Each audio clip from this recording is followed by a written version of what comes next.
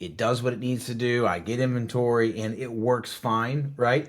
However, it's not robotics enabled. It's not enabled in such a way that you can implant automation at scale, decision making. If this, do that. A lot of companies are calling that AI. It's not really, because it doesn't have any machine learning to it. However, at ChipHawk, we have a lot of conversation around freight audit and cycle counting right now as well to do these automation tasks and really free up a lot of time in So when you're talking about robotics and automations, you're not necessarily talking about physical robotics, like moving it in a robotic manner around the warehouse. You're talking about the logic for when you're receiving product in or shipping product out. Can you maybe give some examples? Yeah, for sure. So here's a very common one. A container shows up, it's mixed pallet, mixed PO, bunch of purchase orders that you bringing in for all sorts of different things. And today, people are having to manually sort through that and look on the sheet and compare what they've received to make sure they've got everything. However, HipHawk,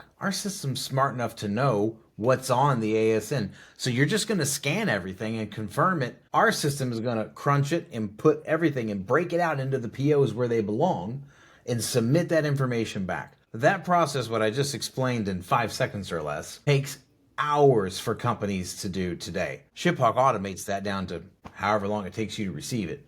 30 Very minutes. interesting. So when you're saying when you're receiving that freight, you've got that container, and as probably people that have those freight containers receiving, they know that they're often paying by the hour or pretty close to that by just having it sit there. So they have to unload it, get it out quick, get the data, not only just unload it, but put it in the right spots in the warehouse. Otherwise, you're touching the same thing twice. When you're talking about multiple purchase orders, you've got multiple POs. You've got to mark them as received and what the quantity of what that amount is. And so let's say you've got 50 POs that exist here, splitting them out, making that whatever that receipt is that explains all the product in that, it can read it, identify which items and which quantity belong to what PO so you can reconcile it. Yep, based on user input, and it will automatically do so you don't have to sit there and touch it twice when you said about freight. But think about this other side of it, the administration side.